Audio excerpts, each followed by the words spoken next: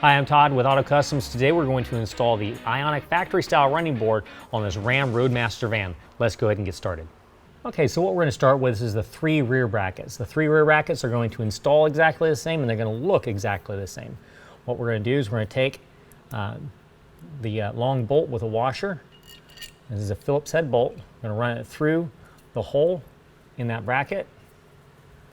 We're going to take this collapsible insert.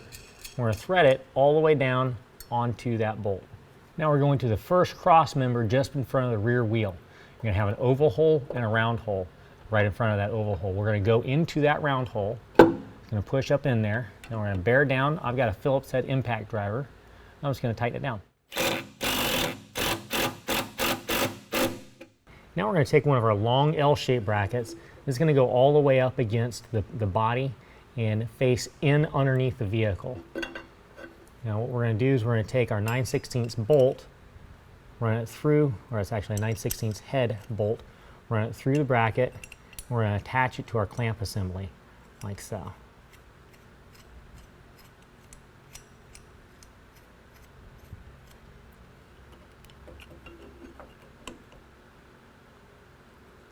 Once it's in place, we can go ahead and get that finger tight here. On the back side of the clamp, we're going to go ahead and pinch that down to the pinch weld. All right, now we've got our 3/8 wrench. We're going to tighten this clamp into place. After we get this, we're going to use a 9/16 to lock the bolt in place with a lock nut. Next, we're going to go ahead and raise this all the way up to the body of the truck, and we're going to tighten down this bolt also with a 9/16. Now we're going to take our bolt, drop it down through our L-shaped support plate into the main bracket, raise that up, and we're going to use the serrated flange nut. We're going to tighten that into place. Use 1/2-inch socket and 1/2-inch wrench. Tighten that down.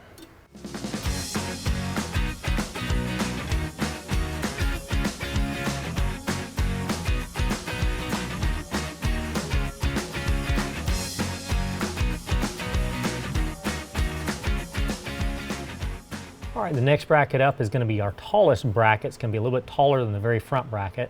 What we're going to do is we're going to take our provided bolt plate and go into the frame. We've got a little hole. We're going to slip the bolt plate right up into that hole and then slide the bracket right over top of that bolt coming out. And we're going to take a serrated flange nut that's supplied and we are going to set it in place.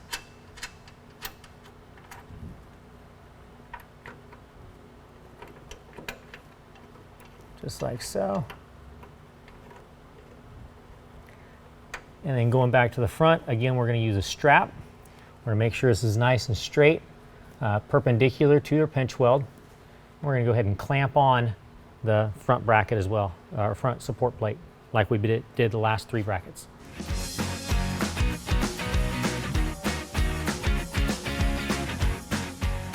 Now going to your pinch weld for the front bracket, you're going to measure all the way from the front of the pinch weld and come back 13 inches.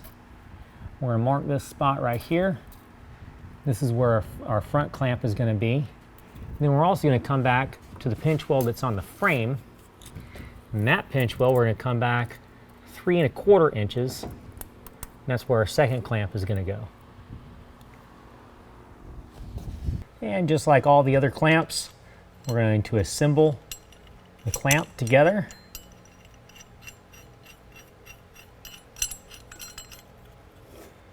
Slide this up into place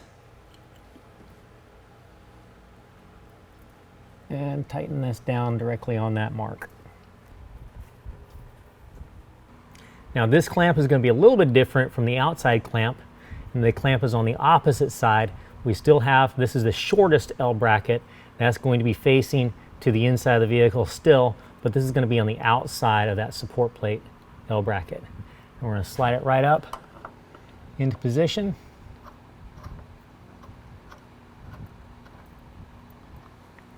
and tighten it down right on our mark.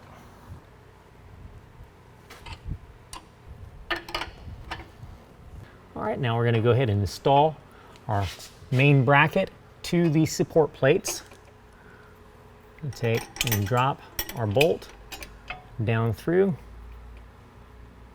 and use the serrated flange nut, hold it in place.